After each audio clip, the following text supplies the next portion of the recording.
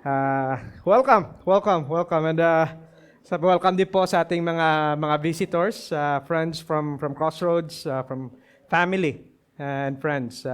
Even yung mga family ni Kuya Chris, welcome po sa Grace Covenant Church, Abu Dhabi. Just a quick reminder lamang po, after po ng ating worship service, magkakaroon po tayo ng fellowship. Yung tinatawag po natin na church fellowship and outing. Magaganap po ito sa Rihan Heights kung saan nakatira si Brother Raymond tsaka si Sister Tin.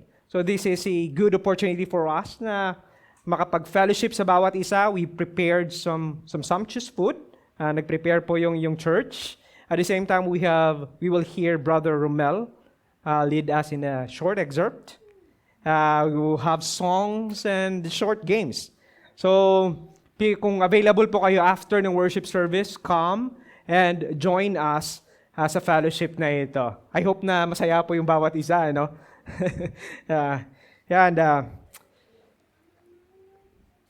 Noong mga nakaraang buwan, isa sa mga well-known and faithful expositor is a teacher, a theologian, and a pastor have passed away. At malungkot po ito na pangyayari, but at the same time, this is hopeful since He's now with our Creator. Yung pangalan po niya, I know na aware na po, halos lahat sa atin, is si Pastor John MacArthur. But prior to his death, he underwent several procedures and he experienced several issues sa kanyang puso, sa kanyang lungs, and even yung kanyang kidneys. Yet noong nagbigay siya ng kanyang mensahe online sa isang conference, yung tinatawag po nila na Shepherd Conference, na supposedly isa siya sa mga resource speaker, ito po yung ilan sa mga sinabi niya. Sabi niya, and I quote, "I realize I am the last drop that takes on a new meaning when you know you are on the short end of the candle. I am filled with gratitude and praise to God for all He has allowed me to be part of and for all He has accomplished through His Word during these years of ministry." And we admire po yung bagay na ito. At marahil we ask, how can he rejoice despite sa kanyang mga pinagdadaanan? With this kind of suffering, physical suffering na kanyang kinaharap. How can he still have that gratitude on his mind sa kanyang Creator? Paano po siya nagkaroon ng pananampalataya na ganyan? Sure, he is Pastor John MacArthur, but like us, he is also a finite being who needs to anchor his mind, who needs to anchor his hope to someone who is above him. And obviously, that is our God. And ang passage po natin sa hapong ito calls us kung paano din po tayo mag-respond sa trials in light ng ating salvation na natanggap sa banal na Diyos. We know from our previous sermons na ang letter na ito na ating pinag-aaralan is addressed by Peter to suffering Christians who are scattered in Asia Minor, kung saan tinatawag po natin ngayon in a modern context, in a modern age na modern Turkey, dahil sa kanilang pananampalataya sa Diyos. Peter wrote this letter to encourage his recipients to stand firm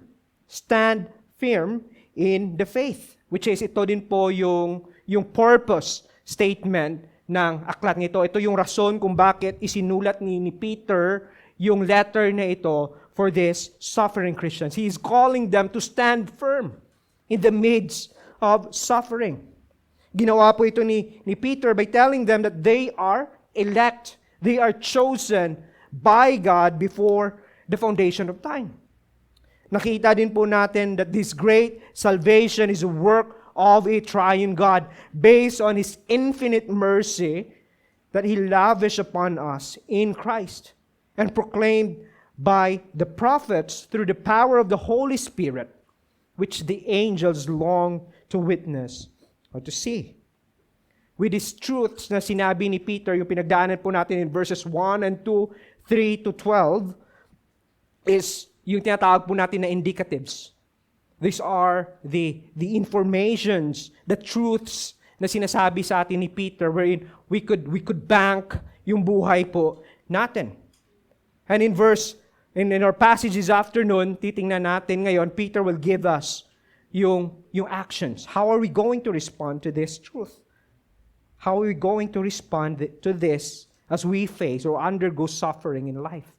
And again, ito po yung ituturo sa atin ng passage na ito. If you are writing, sa hapong ito, our main point is this. As redeemed children set apart by God in Christ, let us set our hope in Him and strive to live a holy life with reverence to His holy name. I have divided po yung passage natin into 3 parts. Una po, set your hope in Christ, which is makikita po natin in verse 13.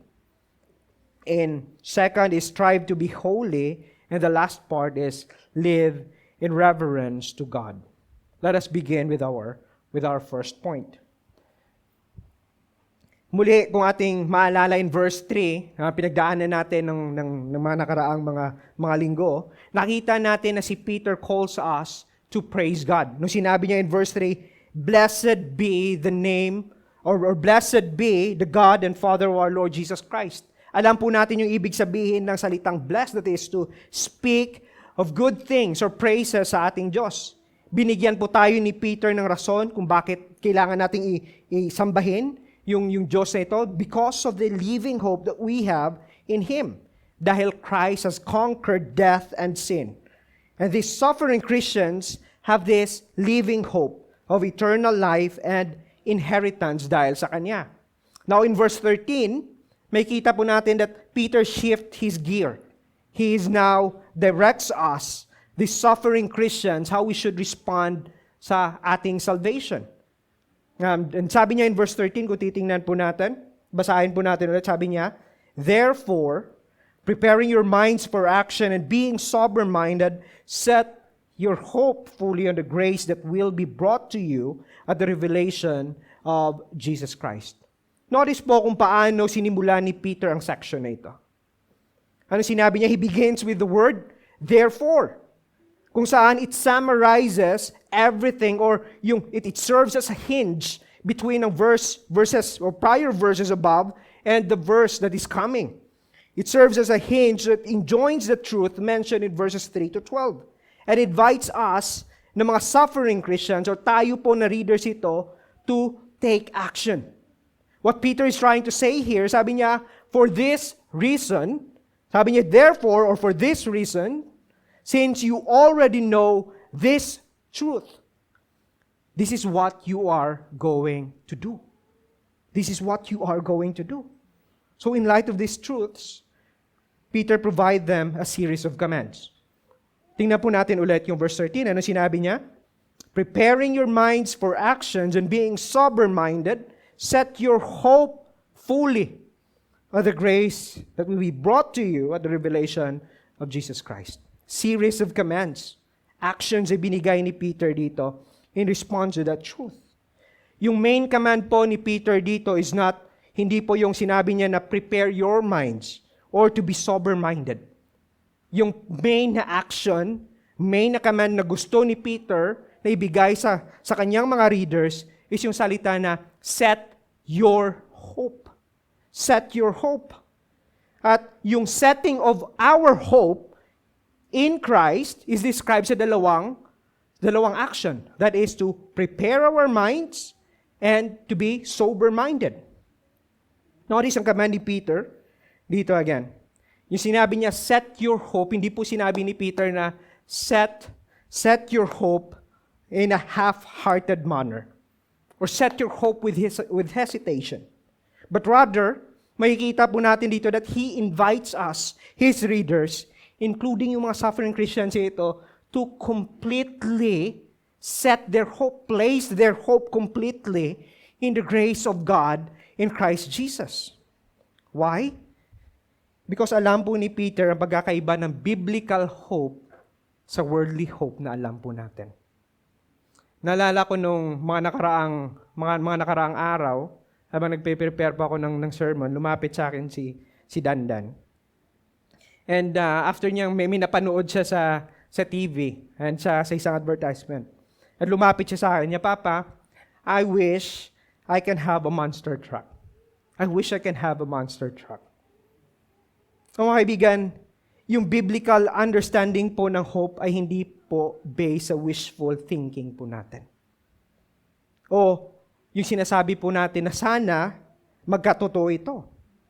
O yung simpleng pagnanais po natin na after natin magsampay sa labas ng ating mga damit and we leave it for 4 hours, yung simpleng hiling po natin, sana hindi siya bumaho. Or kung yung mga wishful thinking natin na sana hindi mag-sunstorm next week. Hindi po. Hindi po ito yung biblical na definition and understanding ng hope. Yung Biblia po, pag sinabi niya na hope, it is a confident expectation. It involves po yung assurance that what we hope for will come to pass. And we are not just talking momentary or temporary or temporal things here. Hindi po ito earthly gain na nais ni Peter na i-focus ng mga Christians na ito, yung kanilang hope dito. Ngunit, it invites us to hope on the grace that we have in Christ. Grace is unmerited favor ng Diyos po sa atin dahil sa kay Kristo. And we know, napag-aralan po natin ito, na yung grace na ito is the salvation that He granted to us dahil sa ginawa ni Kristo by raising Him up from the dead. We have this eternal life, we have this eternal inheritance that will be ours. And yung full realization nito is on the day that Christ will return. And this is certain. Why? Again, dahil ang grasya na ito will be fully ours, fully guaranteed by the past event of Christ's redeeming death and His resurrection. Ito po yung nag-guarantee po ng ating, ng promesa po, ng grasya na ito. This is why Peter, in verse 3, kaya niya sabihin that this is a living hope. This is a living hope. That is on verse 3.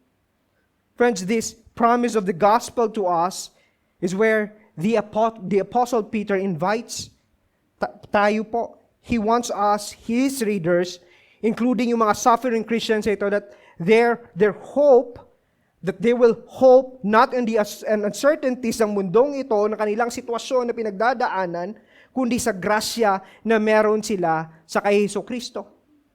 This is why Apostle Paul is also confident to say in Philippians 1:6, no, sinabi niya, and I am sure of this, that He who began a good works in you will bring it into completion at the day of Christ Jesus.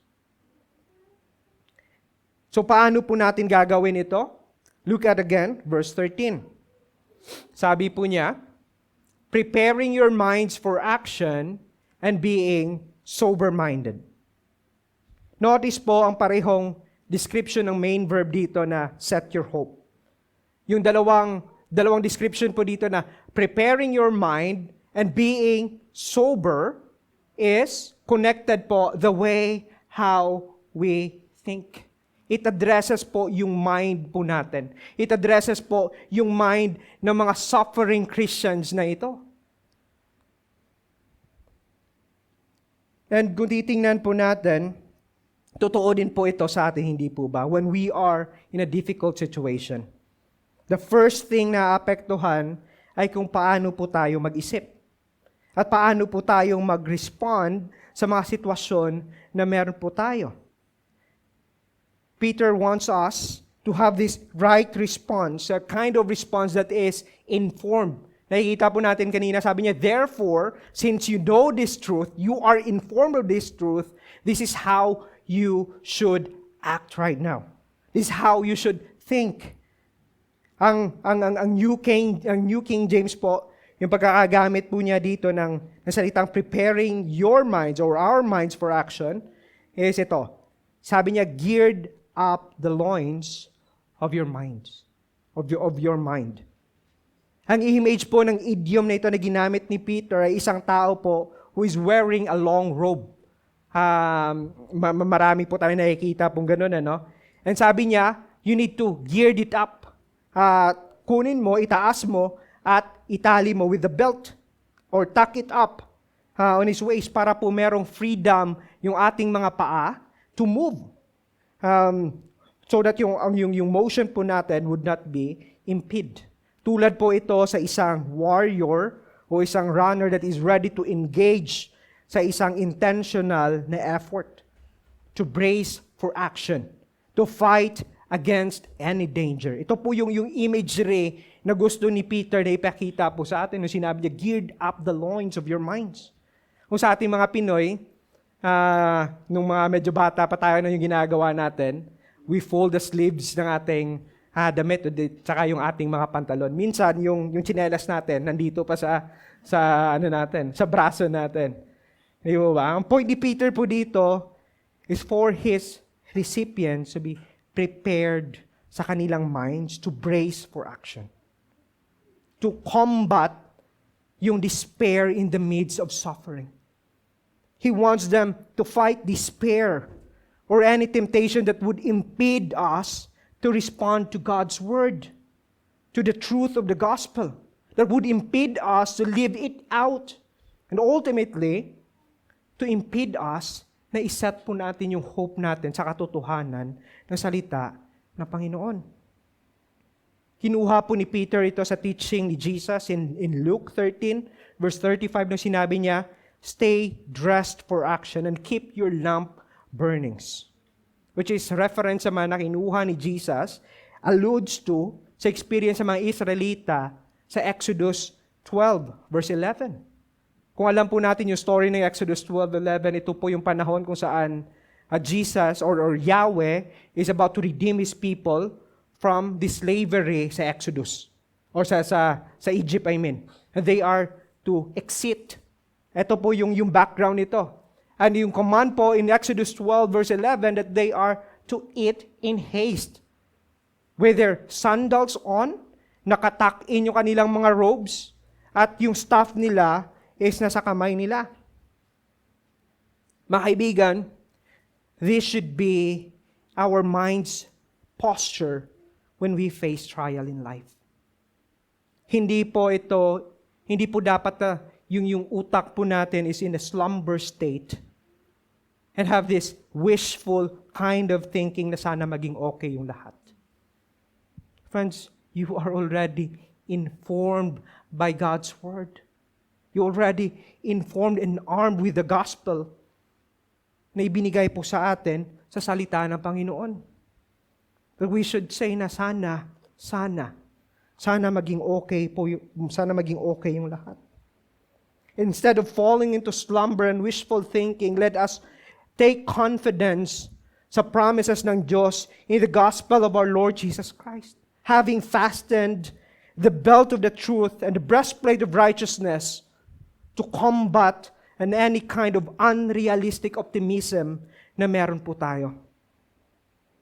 Yung second description po na makikita natin dito, in verse 13, ang sinabi niya, being sober-minded. Being sober-minded. Ang salita na ito is in present tense. So titingnan po natin yung construction nito in Greek, which means dapat ito ang ongoing state ng utak po natin or condition ng utak natin as we face yung mga trials. Although yung verb na ito refers to the opposite ng drunkenness, so yung pagiging lasing or free from influence of alcohol, na minsan alam po natin that alcohol could cause one mind to be intoxicated or impede ating judgment. Hindi po ba? It carries po yung sense of clarity of mind. No, sinabi niya na being sober-minded. Ginamit ito ni Peter in a broader sense to address yung suffering Christians who might be in spiritual intoxication because of their excessive na emotions of despair, yung hopelessness na meron sila dahil sa kanilang sitwasyon. Mga kaibigan, hindi po ba Sometimes, at times, tunay din po ito sa atin. Sometimes because of overwhelming emotions, overwhelming pain, suffering na meron po tayo, our judgment gets clouded then. We cannot think right and act right dahil po sa bagay na ito. At times, these emotions, unguarded, excessive, intoxicating, if not guarded by God's Word, yung emotions po natin, can create confusion. It could create doubts. It could create questions to the reality na meron po tayo, yung hope po natin na meron tayo sa kay Jesucristo. It can confuse yung reality ng salita ng Panginoon sa ating mga utak. This is why Peter wants them to maintain a sobriety of their mind, sobriety of mind. Not based on their own strength, but in the strength that God provided to them through His Word. Kaya po makikita po natin, again, babalikan po natin yung verses 3 to 12. Peter is telling them, this is the truths that you need to know. So pagdating ng verse 13, sabi niya, therefore, set your hope here. Ito dapat ang inyong panghawakan. Peter even gives us yung warning if we fail to set our minds in the Word of God and being sober. Ito yung sinabi niya in 1 Peter 5 verse 18. Be sober-minded, be watchful. Why? Because your adversary, the devil, prowls around like a roaring lion, seeking someone to devour. This is the danger when we fail to guard our minds. Try to imagine, yes, they are facing a severe na suffering. They are away sa kanilang comforts. They are away sa kanilang family. At times, ganun din po sa atin, hindi po ba? Most of us, yung pamilya natin is nasa Pilipinas. And if we fail to guard our hearts, to guard our minds with God's Word, sometimes it would cause us to be devoured by our enemy. If we fail to guard our emotions, sometimes it could lead us into unrealistic na mga bagay where we set our hope. Mga kaibigan, what emotions that you have na mga nakaraang linggo that cause you not to set your hope in God or confuse you about the truth ng hope na meron ka kay Jesucristo? Is it the excessive sorrow na inyong pinagdaanan? Is it physical or emotional pain? Is it a feeling of betrayal or judgment galing sa ibang tao? Could be dahil sa mahirap na trabaho na meron ka ngayon. Lord, bakit mo ito yung trabaho ko? Or situation na meron ka ngayon sa pamilya mo. Friends, whatever it is, we can prepare our minds for action and combat those emotions with mind that is informed of God's Word and prayer. So we will be able to fully think and act based po sa truth na meron po tayo sa ating Panginoon. Practical application po. Therefore, since we know that the hope that we have in Christ, and this hope is certain through His Word, yung practical po na pwede natin gawin is to saturate our minds with God's Word. Let us saturate our minds with God's Word. Sabi po sa Psalm 119, verses 1 to 5, sabi, your Word is a lamp unto my feet and a light to my path. God's Word is the lamp that allows us to prepare our minds into action. His Word is the light that keeps our minds sober, clear, for us to live it out sa mga sitwasyon po na uncertain, confusing. Friends, you see, yung gospel po does not promise us ng lahat ng bagay sa mundong ito, sa buhay natin ngayon, this side of heaven, would be okay. Hindi po sinasabi ng Biblia that na yung lahat po na mangyayari sa buhay natin would be fall into the things na nais natin. Hindi po. The Bible tells us that even creation is groaning along with us for the redemption po ng ating buhay. But we groan with anticipation. Yan po yung kagandahan sa atin. We groan with anticipation.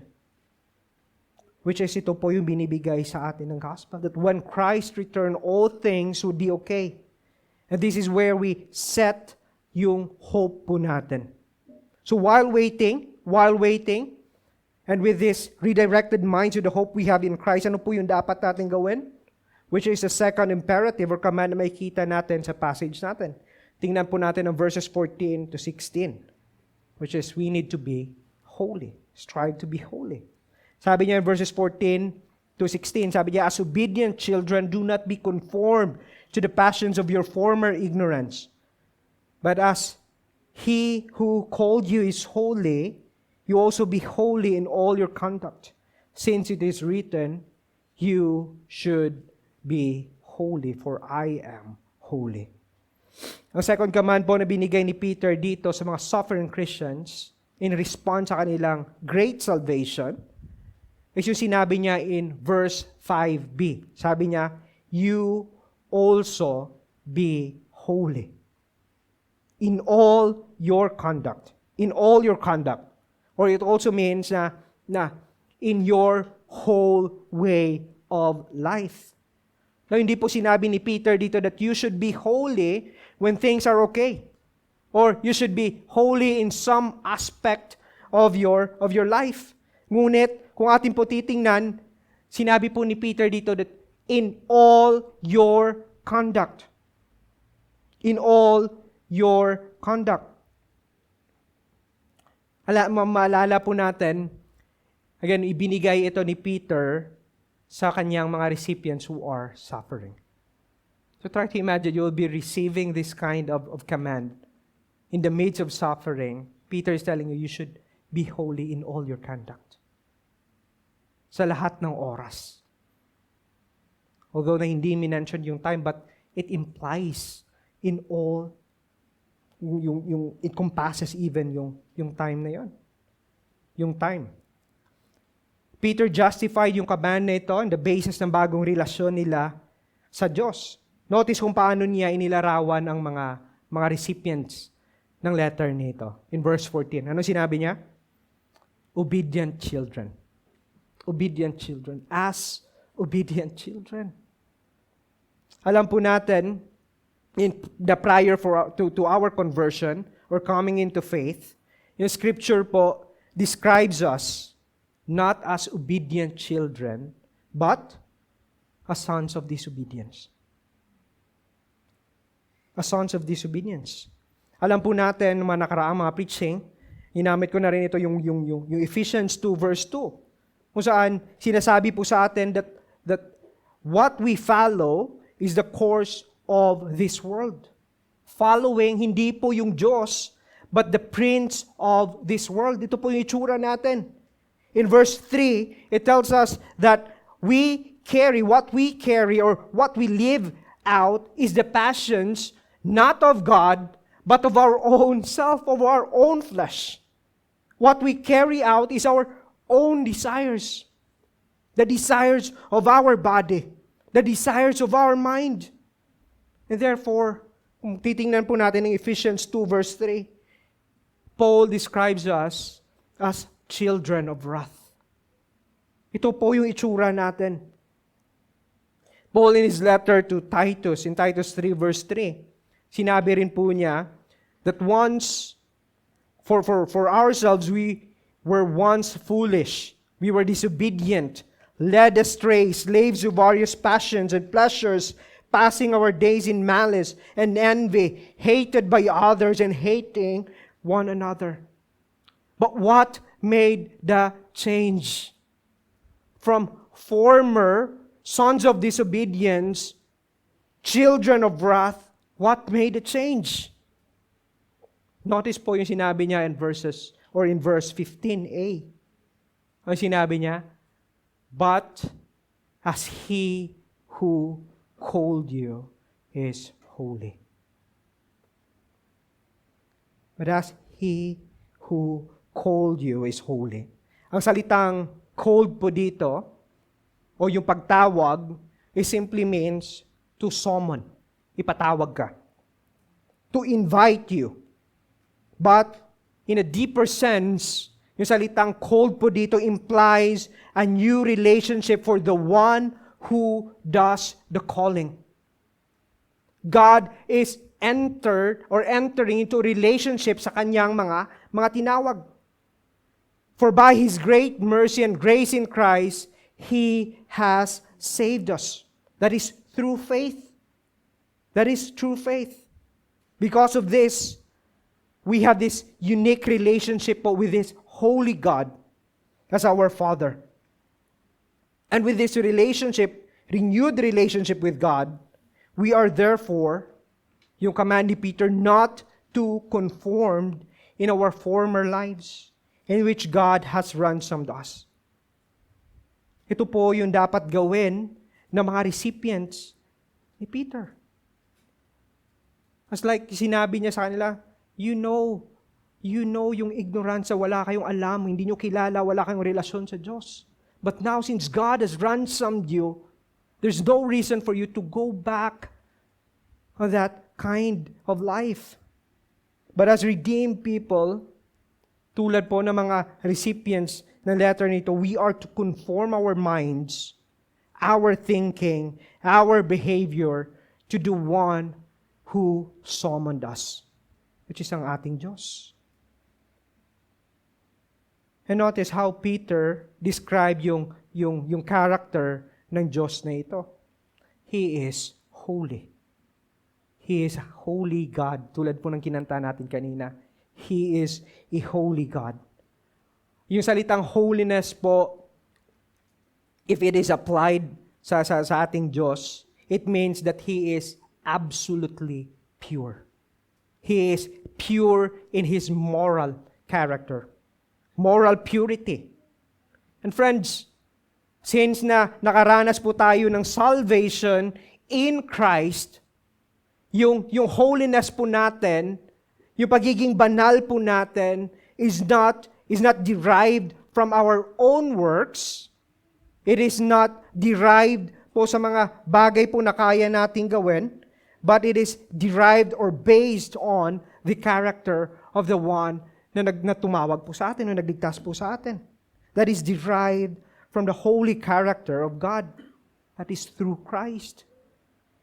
That by His divine grace, we are not consumed, but rather, He has set us apart para sa Kanyang sarili. Which is, by the way, that's the other meaning po ng salitang holiness, to be set apart. Kaya kung titingnan po natin in Romans 12 verse 2, ito po yung naging command ni Peter sa mga Kristiyano. Sabi niya, do not be conformed to this world, but be transformed by the renewal of your minds, that by testing you may discern what is the will of God, what is good and acceptable and perfect. Why? Because God has ransomed us already from the ignorance. God has ransomed already na meron na po tayong relasyon sa Kanya. At dahil binago po tayo ng Diyos, dahil tinawag po tayo niya in a relationship with Him, Peter commands us na yung whole conduct po natin should be imitating sa character po ng Diyos. Yung transformation na ibinigay sa atin ng Panginoon should be displayed sa buhay po natin. To support yung argument ni Peter dito, in verse 16, sabi niya, since it is written. Peter quoted po yung Leviticus 11, verses 44 to 45, which is binasa po kanina ni Kuya Raymond sa ating confession of sin. yung Leviticus 11 po is part po ng long list of moral conduct or yung code of holiness na binigay po ng Diyos, ni Yahweh, sa mga Israelita nung pinalabas sila sa may Egypt. Ito yung inutos sa kanila how they can live a distinct life, a holy life that reflects yung holiness ng Diyos na nagligtas sa kanila. And they're able to do this if they can reflect yung holiness ng Panginoon if they will obey kung ano po yung ibinigay sa kanila ng Panginoon, ng mga law. And to live it out as distinct people ng Panginoon. Now Peter, yung ginawa po ni Peter dito by using yung sinabi dito sa verse 16 that you shall be holy for I am holy, Peter is applying yung principle po na ito to compel yung suffering Christians that they too must be set apart from the custom, yung practices, yung values, yung rituals of their culture in which they once freely participated. So bilang mga anak po ng Panginoon, ito din po yung ibig sabihin po sa atin. Nung noon, nai-enjoy po natin yung pagsisinungaling, nai-enjoy po natin yung iba't ibang klaseng kasalanan. God is telling us, since you are redeemed, you are to imitate, you are to live out yung buhay na ito based sa salita ng Panginoon. Based sa salita ng Panginoon. We are also commanded to live a distinct life sa mundong ito. A life that reflects God's holiness sa buhay natin and not the other way around. Kaibigan, ang buhay ba natin ay nagpapakita ng kabanalan ng Diyos? How we conducted yung buhay natin sa ating trabaho, sa kung saan man tayo, sa bahay, saan kayo nakatira. Nagpapakita ba ito ng kabanalan?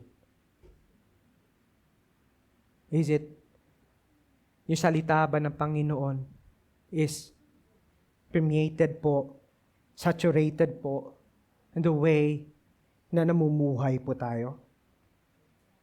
Does the words that proceeds from our mouth, the actions that we do, a way of life, the process po ng thoughts po natin, nagre-reflect po ba yan ng kabanalan ng ating Diyos? And lastly, Peter tells us that we can also respond to the great salvation that we have in Christ in the midst of suffering, not only by setting our hope in Christ, not only living a holy life, but the third one is living a reverential fear to God. Ang verses 17 to 21 po continues yung idea ng father and son relationship.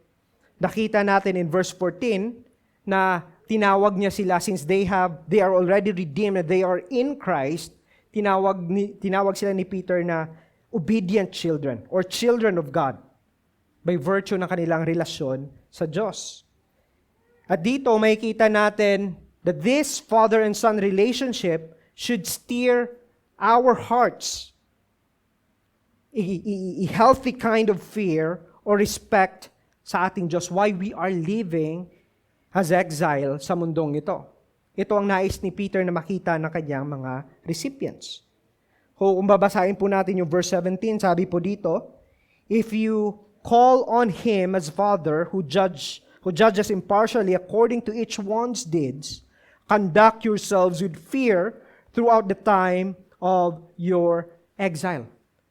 Ang conditional na clause po dito na if you call Him as Father, tells us that this holy God who grants yung salvation po natin sa magitan ni Jesucristo ay siya ding Diyos na tinatawag po nating Ama. But this intimate relationship na meron po tayo sa banal na Diyos bilang mananampalataya kay Kristo does not give us po yung license to live our life according po sa nais natin. But rather, this should steer from us obedience sa Kanya. Why? Notice po how He described God as our Father. Sinabi niya that this Father of ours is not like our earthly father. For He judged according to each one's deeds. Sometimes, tunay din po ito sa ating mga ama, hindi po ba? Or as a parents in general. We at times judge us partially. But which supposedly hindi po dapat. But it tells us that we are imperfect. Yet, yung Diyos na ito, kung saan, whom we call Father, sabi ni Peter, He is a holy God, and in His holiness, He judges, or His judgment is fair. He judged us according to our own works. He judged us according to our own works. Yung sinasabi po ni Peter dito is in the condition na that they are in a relationship. Not in the outside ng condition na yan, na masasabi po natin na yung works po natin is salvific. Hindi po yung point ni Peter dito.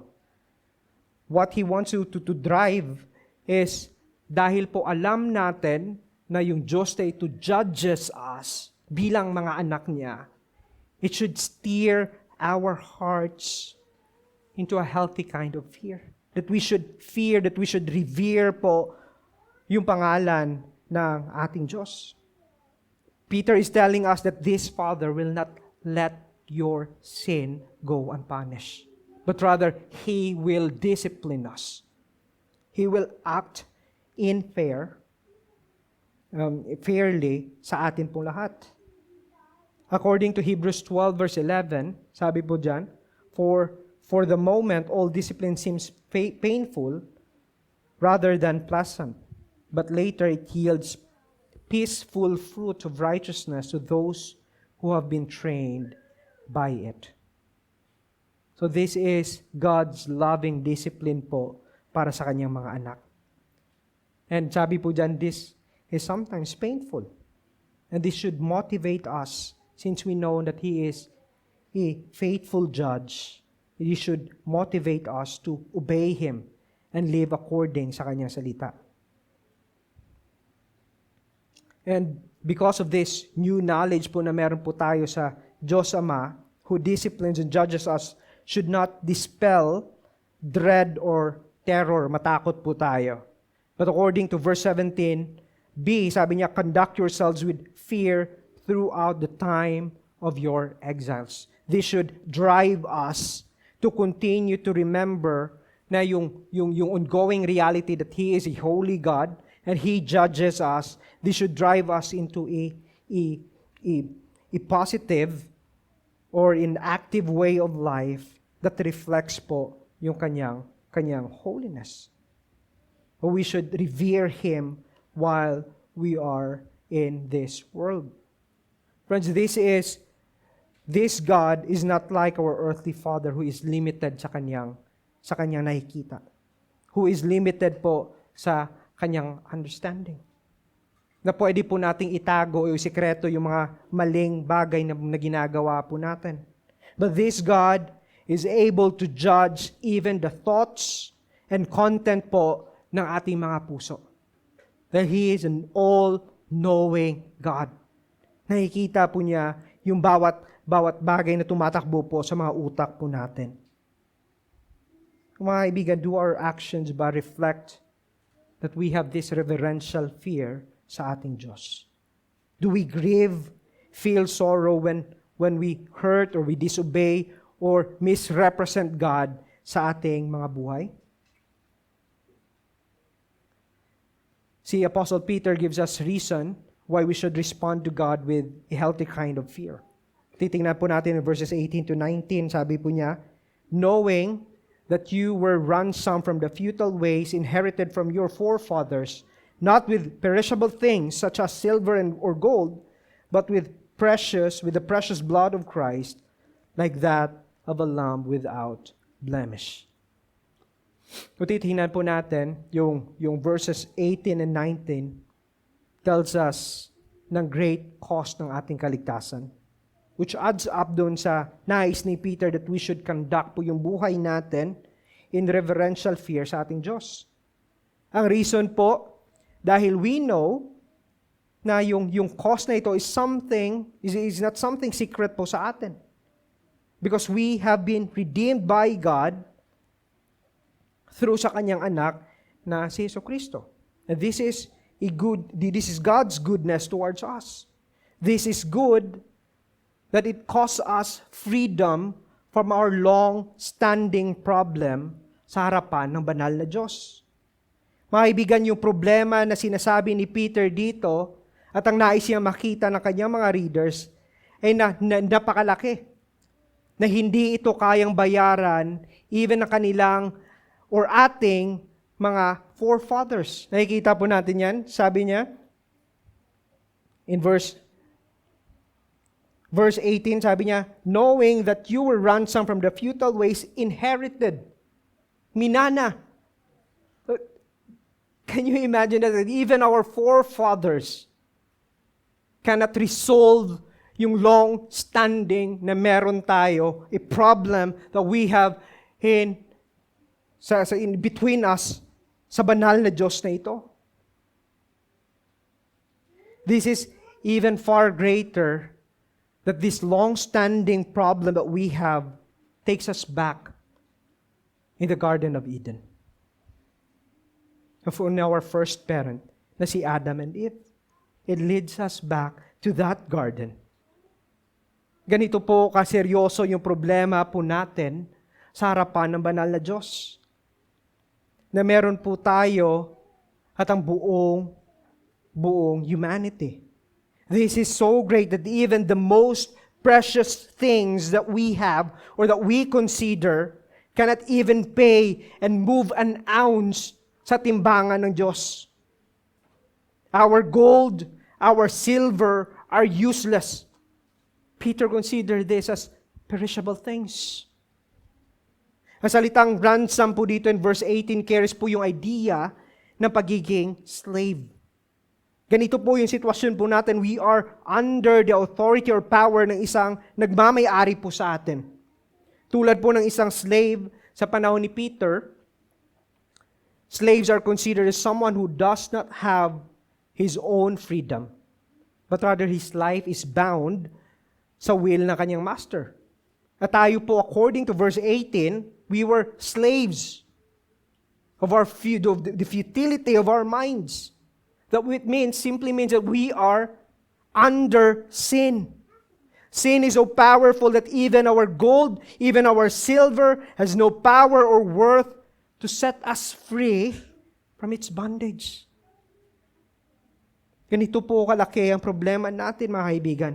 Ito po ang problema na nais ni Peter na makita ng mga suffering Christians na ito. Na ang cause ng kanilang suffering pales in comparison po sa tunay na problema na meron sila sa harapan ng Diyos. At ang ninanais nilang possessions is worthless. No benefits para sa kanilang kaligtasan. But what set us free? Why should we live in reverential fear to Him? What set us free? Look at verse 19. Ano sinabi niya sa verse 19? But with the precious blood of Christ. Jesus is the spotless. He is blameless, without any spot of imperfections. He is holy and righteous. He is the perfect payment on our behalf. Jesus, who is not of this world, but came to this world for our sake. He was born of a virgin and became like one of us, a fully man, but not just a mere man, because He is a fully God as well. Unlike us, mga kaibigan, who naturally sets our hope not in God, but on the things outside of God, whose lives are marked by sin and death, and does not fear God, unlike us, this Jesus lived a perfect life, a life that none of us could. He lived and was obedient to His Father, even obedience to the cross. And on the cross, Jesus took our sins on His body, dies the death that we deserve. He shed His own blood for the remission of sin, or the payment of our sins. Well, on the cross, before Jesus died, He shouted with a loud voice, Te telestai, which means it is finished, paid in full.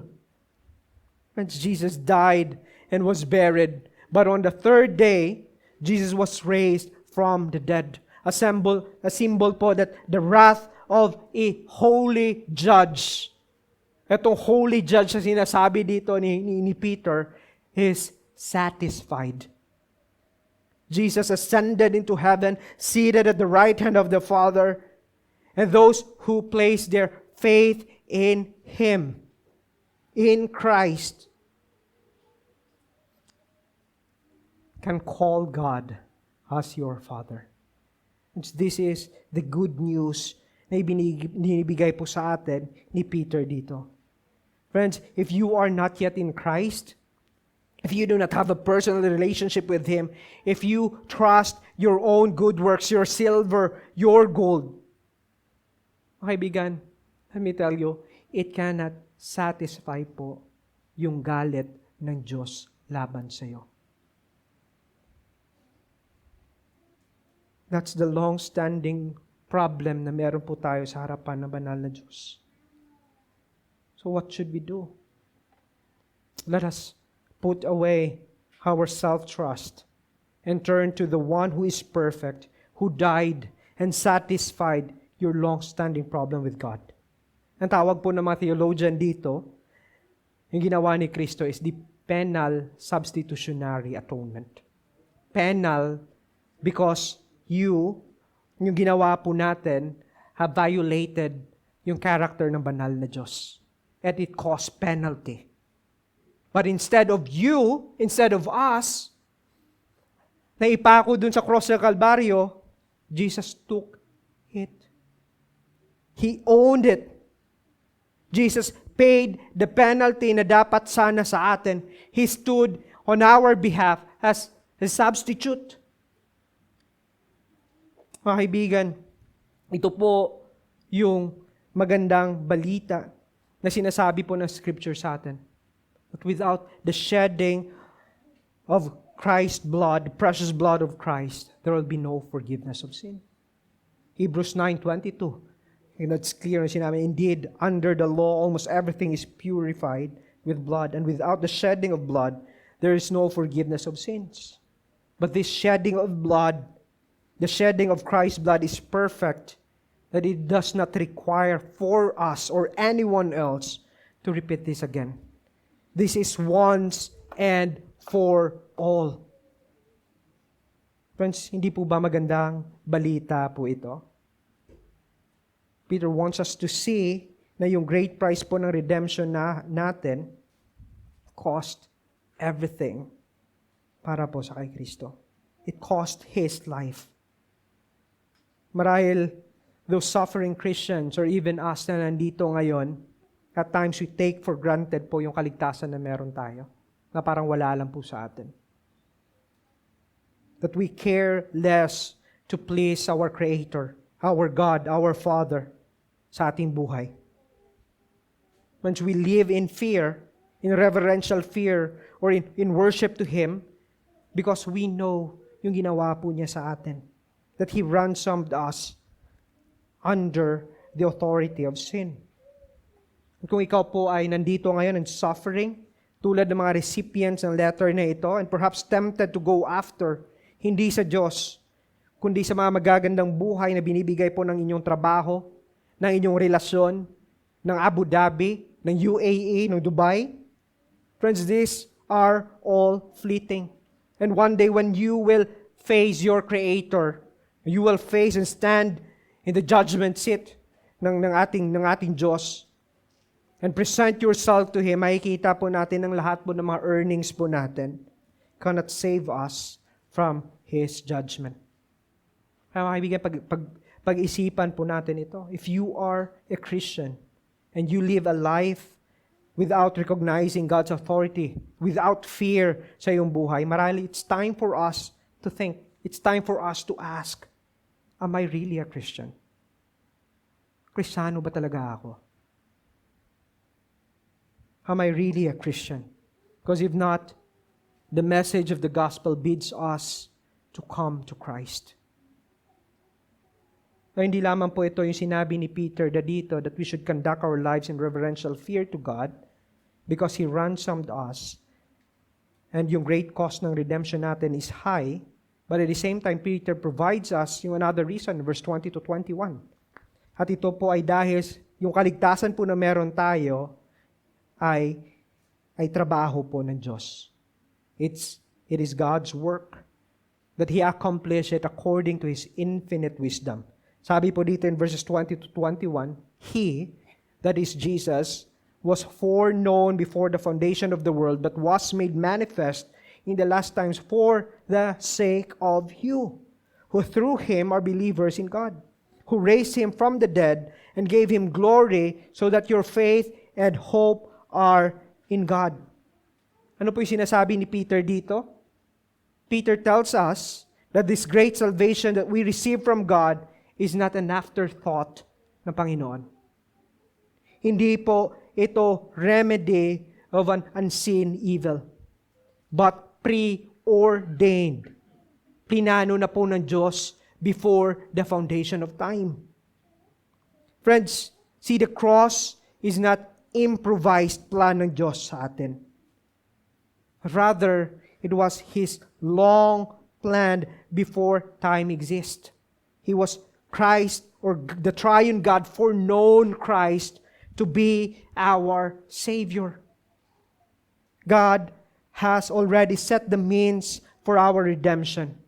And this should cause our hearts to melt.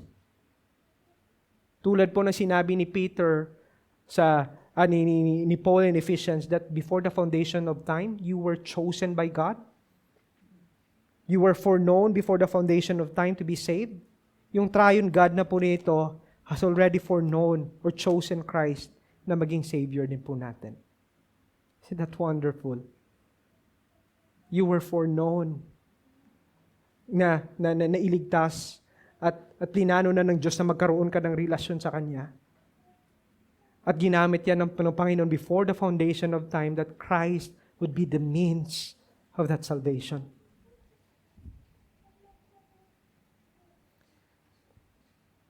Peter tells us that this great plan of God was applied to us by Jesus Himself.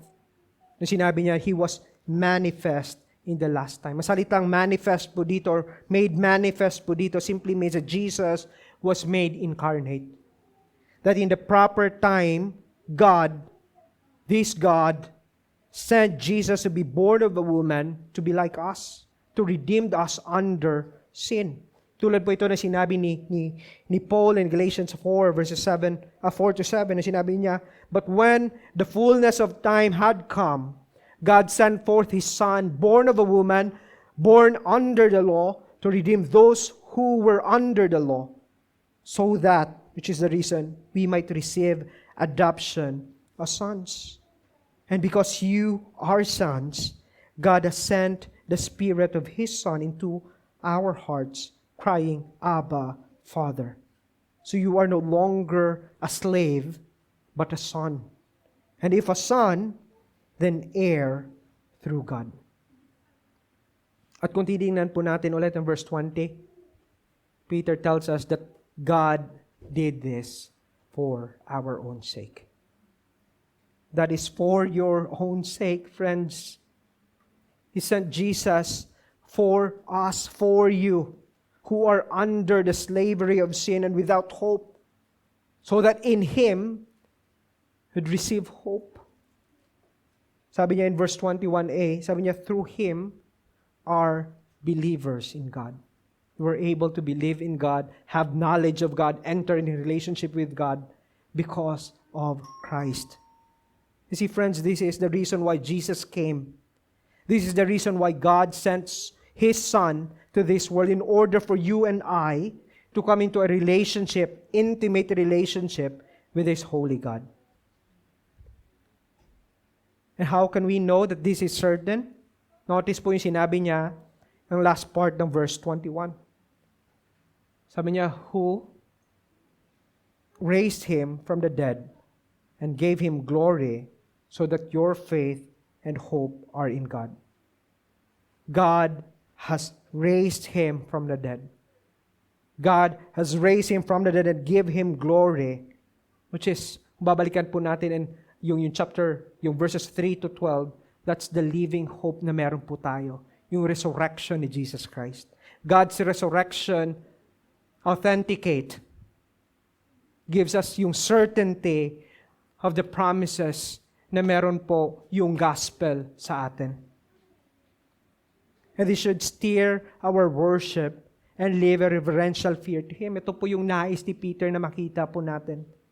Because this God, who sovereignly ordained us in Christ, and He also ordained Christ for us to be reconciled to Himself. So mga kaibigan, nawa po na katotohanan na ito should steer yung mga puso po natin, yung isipan po natin. Not only when on the time that we face sufferings and trials sa buhay na ito, but every day sa buhay po natin. May our informed minds and informed hearts should cause us to live a holy life, fear, and worship po sa banal na Diyos na ito. Dalangin ko po na katotohanan ito should cause us to set our hope, kung hindi pa po nakaset yung hope natin sa Diyos, that we should set our hope in Him. That should steer our minds to forsake yung kasalanan and instead pursue a holy life and live a reverential fear to God. Throughout, hindi lang po ngayon, hindi lang po this week, hindi lang po next week, but throughout the time of our exiles. Meaning, yung temporariness ng buhay natin dito. Mga kaibigan, as redeemed children, set apart by God in Christ, let us hope in Him and strive to live a holy life with reverence, fear, or reverence to His holy name. Manalangin po tayo. O Diyos, Ama, salamat po sa kaligtasan na pinagkaloob ninyo sa amin. Dalangin po namin that you will continue to enable us to bank our life in the truth of your word. And the truth of your word, the gospel, permeates po, saturate ang buhay namin so that we can continue to live a holy life in reverence to your holy name. Dalangin po namin ang kaligtasan sa mga tao po of those who are not yet in you. Nawa po that the gospel that was preached would convict them. Your Holy Spirit would move their hearts to see yung greatest need nila. Maraming salamat po for Christ. Thank you for everything. In Christ and we pray. Amen.